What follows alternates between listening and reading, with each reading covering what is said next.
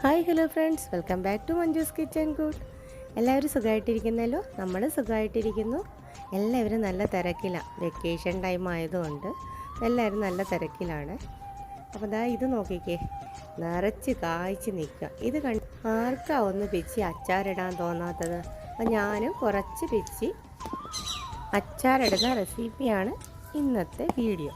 അപ്പം നമുക്ക് ഇതെങ്ങനെയാണ് തയ്യാറാക്കുന്നതെന്ന് നോക്കാം.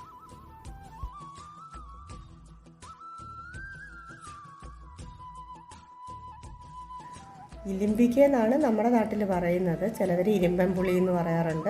അപ്പോൾ ഈ ഒരു പരുവത്തിൽ വേണം നമ്മൾ എടുക്കേണ്ടത്. ഒരുപാടങ്ങ് കട്ടിയായി പോകരുത്, ഈ പിഞ്ച് പരുവം വേണം. അപ്പോൾ ഇതിൻ്റെ ഈ സൈഡൊക്കെ ഒന്ന് കട്ട് ചെയ്ത് നടുക്കൂടെ കഷ്ണം കഷ്ണമായിട്ട് എടുക്കുക, അല്ലെങ്കിൽ നീളത്തിലെടുക്കുക. അതൊക്കെ നമ്മുടെ ഇഷ്ടം പോലെ നമുക്ക് അരിഞ്ഞെടുക്കാം ഇത്. അപ്പോൾ ഇത് നമുക്ക് വാഷ് ചെയ്ത് നല്ലപോലെ ഒന്ന് കട്ട് ചെയ്തെടുക്കാം.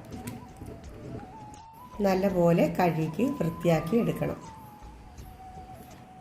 ഈ കാണുന്ന ഇലിമ്പിക്ക കഴുകി എടുത്തിട്ടുണ്ട്. ഇത് നനവ് മാറ്റിയെടുക്കണം. ഒരു ടിഷ്യൂ പേപ്പർ വെച്ചിട്ടോ അല്ലെങ്കിൽ കോട്ടൺ തുണി വെച്ചിട്ടോ നമ്മളൊന്ന് ഇതിൻ്റെ ഈർപ്പം ഒന്ന് മാറ്റിയെടുത്തിട്ട് വേണം. കട്ട് ചെയ്തെടുത്തിട്ടുള്ളതാണ് ഞാനിത്.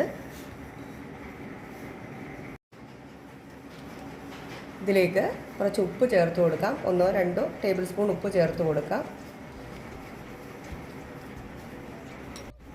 നല്ലപോലെ ഒന്ന് മിക്സ് ചെയ്ത് ഒരു 10 മിനിറ്റോ അരമണിക്കൂറോ വെച്ചിരിക്കുന്നത് നല്ലതാണ്.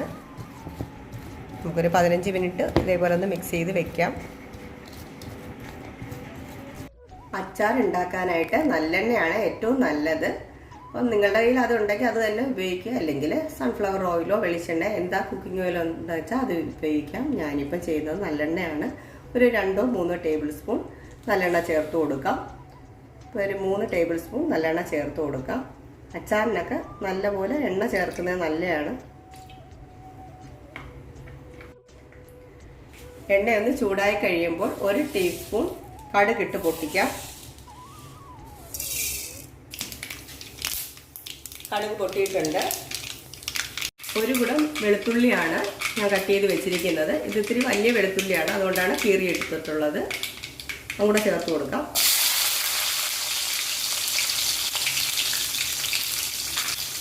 കുറച്ച് കറിവേപ്പില ചേർത്ത് കൊടുക്കാം.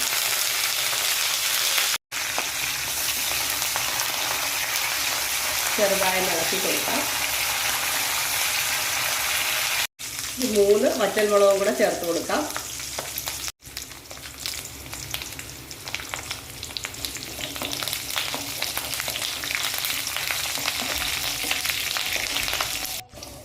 ഇതിലേക്ക് പൊടികൾ ചേർത്ത് കൊടുക്കാം. ആദ്യമായി ചെയ്യുന്നവരാണെങ്കിൽ ഫ്ലെയിം ഒന്ന് കുറച്ച് വെക്കുകയോ ഓഫ് ചെയ്യുകയോ ചെയ്യണം. 1 ടീസ്പൂൺ മഞ്ഞൾപ്പൊടിയാണ് ചേർത്ത് കൊടുക്കുന്നത്. മുളക് പൊടി കാശ്മീരി ചില്ലി പൗഡർ ചേർക്കാം. നോർമൽ എരിയുള്ള മുളക് പൊടി 2 കൂടെ ചേർത്ത് കൊടുക്കാം. ഞാനിപ്പോൾ എരിവുള്ള മുളക് പൊടി മാത്രമാണ് ചേർത്ത് കൊടുക്കുന്നത്.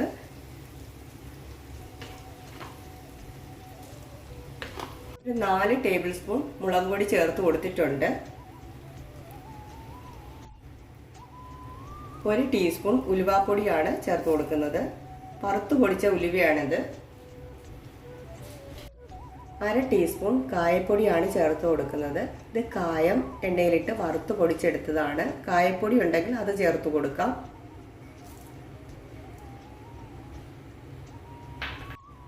നല്ലപോലെ മിക്സ് ചെയ്യാം. അപ്പം നല്ലപോലെ തന്നെ പച്ചമണം മാറി വന്നിട്ടുണ്ട്. ഇതിലേക്ക് നമുക്കൊരു 1/4 കപ്പ് വെള്ളം ചേർത്ത് കൊടുക്കാം. ഒരുപാട് വെള്ളം ചേർത്ത് കൊടുക്കണ്ട. ഇലിമ്പി പുളിക്കകത്ത് നല്ല വെള്ളം ഊറി വരും. അപ്പം നമുക്ക് കുറച്ച് വെള്ളം ഒന്ന് ചേർത്ത് കൊടുത്താൽ മതി. ഇത് നല്ലപോലെ ഒന്ന് മിക്സ് ചെയ്ത് തിളപ്പിച്ചെടുക്കാം. ഇതിലേക്ക് 1 ടീസ്പൂൺ ഉപ്പും കൂടെ ചേർത്ത് കൊടുക്കാം. നമ്മൾ ഇലിമ്പിക്കയിലും ഉപ്പ് ചേർത്തിട്ടുണ്ട്.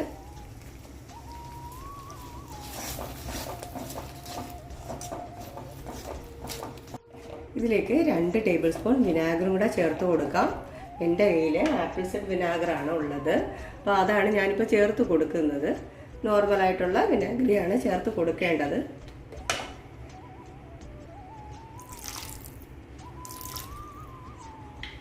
ഇതിലേക്ക് ഒരു ചെറിയ പീസ് ശർക്കര വേണമെങ്കിൽ ചേർത്ത് കൊടുക്കാം. അല്ലെങ്കിൽ ഒരു നുള്ള് പഞ്ചസാരയും കൂടെ ചേർത്ത് കൊടുക്കാം. അത് ഉപ്പും ആ പുളിയും ഒക്കെ ബാലൻസ് ചെയ്യാൻ വേണ്ടിയിട്ടാണ് ഈ പഞ്ചസാര ചേർക്കുന്നത്. ഇത് നിങ്ങൾക്ക് ഇഷ്ടമില്ലെങ്കിൽ സ്കിപ്പ് ചെയ്യാം.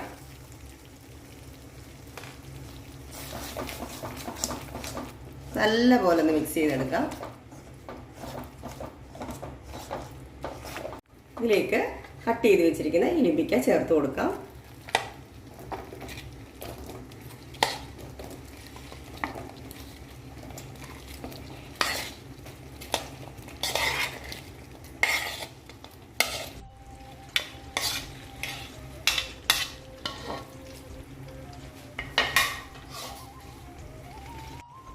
നല്ലപോലെ ഒന്ന് മിക്സ് ചെയ്തെടുക്കാം.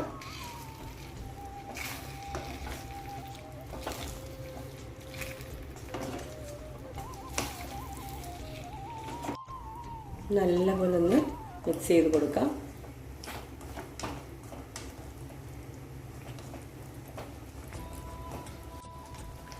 ഇലിമ്പിക്ക നല്ലപോലെ ചൂടായപ്പോൾ അതിൽ നിന്ന് ആ ജ്യൂസൊക്കെ ഇങ്ങനെ ഇറങ്ങി വരുന്നുണ്ട്. എരിവും ഉപ്പും പുളിയൊക്കെ പിടിച്ചിട്ടുണ്ടോ എന്ന് നമുക്കൊന്ന് ടേസ്റ്റ് ചെയ്ത് നോക്കാം. ഉപ്പും എരിവും പുളിയൊക്കെ അടിപൊളിയായി വന്നിട്ടുണ്ട്. നല്ല ടേസ്റ്റുണ്ട്. അച്ചാർ നല്ല എണ്ണയൊക്കെ തെളിഞ്ഞ് റെഡിയായിട്ടുണ്ട്.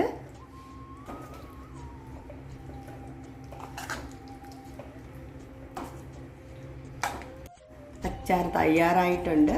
അപ്പോൾ നമുക്കിതൊന്ന് സെർവ് ചെയ്ത് നോക്കാം. 2 ദിവസമൊക്കെ കഴിഞ്ഞിട്ട് എടുക്കുവാണെങ്കിൽ നല്ല ടേസ്റ്റ് ആയിരിക്കും. ചെറുതാ ഇതേപോലെ തന്നെ ഇരിക്കണം.